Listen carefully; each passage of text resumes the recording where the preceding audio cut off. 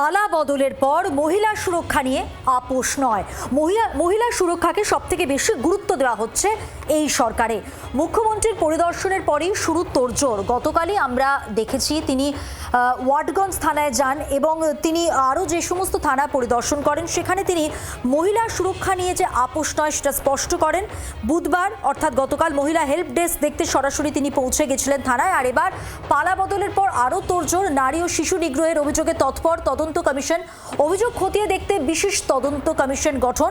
হাইকোর্টের অবসরপ্রাপ্ত বিচারপতির নেতৃত্বে এই কমিটি। সমাপ্তি চট্টোপাধ্যায়ের নেতৃত্বে তদন্ত কমিটি গঠন। আর এবার থেকে অভিযোগ জানাতে করা যাবে ইমেলও। আরও একটু বিস্তারিত জানবো, কথা বলবো। সরাসরি রয়েছেন প্রতিনিধি কমলাক্ষ ভট্টাচার্য। কমলাক্ষ, মহিলা সুরক্ষাকে প্রাধান্য গুরুত্ব, সেক্ষেত্রে এই যে কমিশনের কথা ভাবা হয়েছে, কি জানা যাচ্ছে?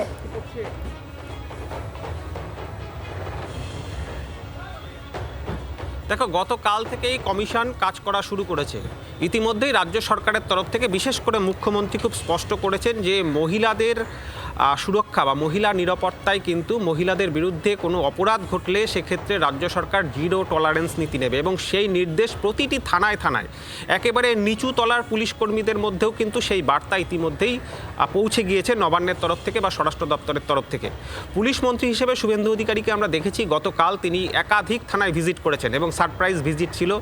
আমরা যেমন দেখেছি ওয়াটগঞ্জ থানায় তিনি গিয়েছিলেন ইকবালপুর থানায়। সেখানে তিনি সরাসরি মহিলাদের জন্য যে তৈরি হয়েছে হেল্প ডেস্ক, সেই হেল্প ডেস্কে যিনি কর্তব্যরত আধিকারিক ছিলেন তার সঙ্গে কথা বলেছেন, তার সঙ্গে বিস্তারিত নির্দেশ দিয়েছেন যে কোনো রকম অভিযোগ আসলে দ্রুততার সঙ্গে সেই অভিযোগ কিভাবে নিষ্পত্তি করতে হবে। মহিলা এবং শিশু সুরক্ষায় এই যে গঠিত যে ইতিমধ্যেই তদন্ত কমিশন, সেই কমিশন ইতিমধ্যেই তৈরি হয়েছিল, যা গতকাল থেকে ফাংশন করা শুরু করেছে, যার মাথায় রয়েছে সমাপ্তি চট্টোপাধ্যায় অবসরপ্রাপ্ত বিচারপতি। তার নেতৃত্বে রয়েছেন তদন্ত কমিশনে রয়েছেন দময়ন্তী সেনও। তাদের মাধ্যমে কিন্তু ইতিমধ্যেই ফাংশন করা শুরু করেছে এই কমিটি, যেখানে ইমেল অ্যাড্রেস কিন্তু ইতিমধ্যেই রাজ্য সরকার বিজ্ঞাপনের মাধ্যমে সামনে এনেছেন। সেই ইমেল অ্যাড্রেসে যে কোনো মহিলা বা কোনো শিশুদের ক্ষেত্রে, শিশুদের উপর যদি কোনো অন্যায় হয় বা কোনো রকম অত্যাচার হয়, নিপীড়ন হয়, সেক্ষেত্রে কিন্তু সেই ইমেল করে পরিচয় গোপন রেখেও কিন্তু যাবতীয় অভিযোগ জানানো যাবে এবং সেই অভিযোগ জানানো 24 ঘন্টার মধ্যে ব্যবস্থা নেওয়ার নির্দেশ দেওয়া হয়েছে। কমিশন সেই বিষয়টি খতিয়ে দেখবে। সব মিলিয়ে একদিকে যেমন রাস্তায় দুর্গা স্কোয়াড থাকবে, অর্থাৎ পথ চলতি মহিলারা তারা কোনো বিপদে বা কোনো সমস্যায় পড়লে দুর্গা স্কোয়াডের সহায়তা নিতে পারেন, সরাসরি পৌঁছে যেতে পারেন থানায়। থানায় থাকছে মহিলা হেল্প ডেস্ক এবং সাইবার ক্রাইম তার সঙ্গে সংযুক্ত থাকছে।